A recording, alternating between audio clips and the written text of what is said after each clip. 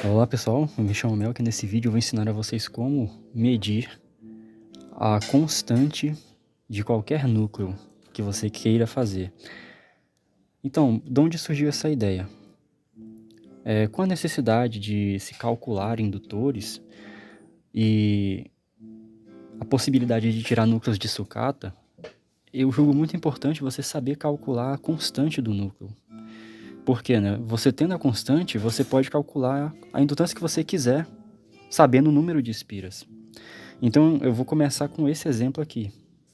Ele é um núcleo de ferrite fechado, ele não é próprio para fazer indutores.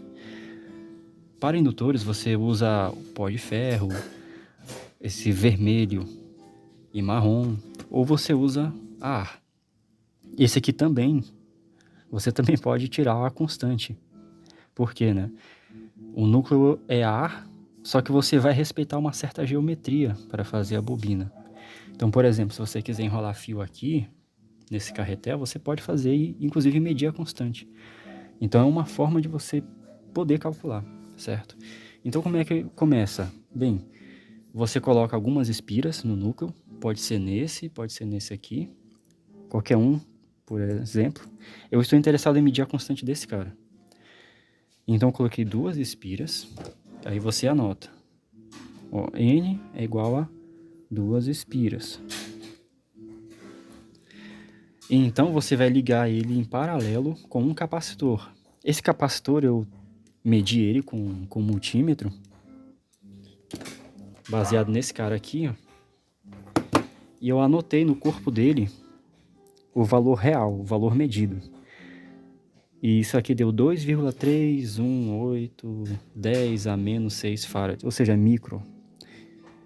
Então a gente tem que saber, né, que micro é igual a 10 elevado a menos 6 farad, certo? Ok, então você tem que ter um gerador de frequência, de onda quadrada. Aí você vai deixar o dead cycle em 50%, certo? Aqui eu posso colocar o date que eu quiser, mas vocês deixem em 50%. E a frequência você vai mudar delicadamente. Vai começar com uma frequência alta ou muito baixa, se você quiser, tanto faz. E então você vai aumentando.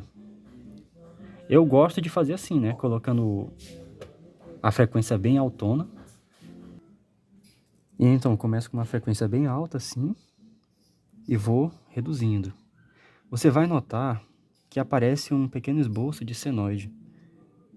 Então eu vou baixando a frequência e a amplitude vai aumentando.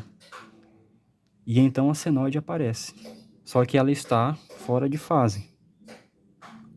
E vejam só, quando eu aproximo a frequência da onda quadrada da frequência de ressonância do LC em paralelo, eu tenho uma senoide cada vez mais correta. Calma que está dando mau contato aqui. Olha só, passou. Então a partir daqui, a senoide vai cair. Então existe um ponto delicado onde a fase da onda quadrada vai ficar igual à fase da senoide.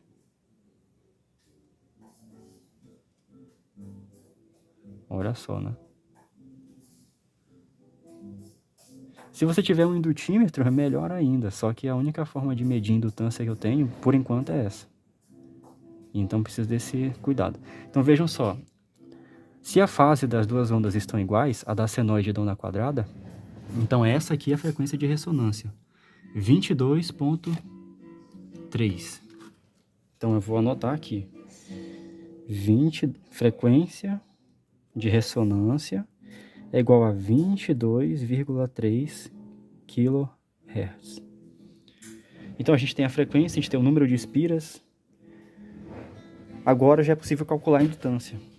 A fórmula da indutância você pode fazer você sabendo as características físicas e geométricas do núcleo aqui e tal, ou você faz assim, medindo como eu estou fazendo. Então, a indutância será igual a capacitância vezes 2π frequência de ressonância ao quadrado, e você pega tudo isso aqui e eleva a menos 1. Isso aqui vai dar a indutância desse cara aqui, certo? O que deu isso daqui, pessoal? Aqui está a capacitância, a mesma que está no corpo dele aqui, 2.318 micro. Aqui dentro desse parênteses eu tenho 2π 22,3 kHz ao quadrado. Tudo isso elevado a menos 1. Eu vou jogar isso na calculadora e ver quanto vai dar. Então, pessoal, aqui está. Vejam só. Eu só tirei daqui e coloquei na calculadora. 2.138 10 a sexta vezes 2π 22.3 10 a terceira, que é o K, kHz, elevado ao quadrado, e tudo elevado a menos 1. Então deu isso aqui. 2,38 vezes 10 elevado a menos 5. Então, em unidade, pessoal, eu vou fazer o seguinte, eu vou multiplicar por 10 elevado a menos 1. Esse cara aqui vai dar 10 a sexta. E esse outro eu vou multiplicar por 10 elevado a mais 1. Se você multiplicar esses dois caras, vai ser 1. Então não altera o resultado. Ele vai alterar as partes. Então essa indutância será igual a 23,8, certo? Vezes 10 elevado a menos 6. Isso daqui, pessoal, é microhenry, certo? Então a unidade é microhenry. Essa daqui é a indutância atual com duas espiras nesse núcleo, ok? E a constante, né? Como é que a gente vai fazer?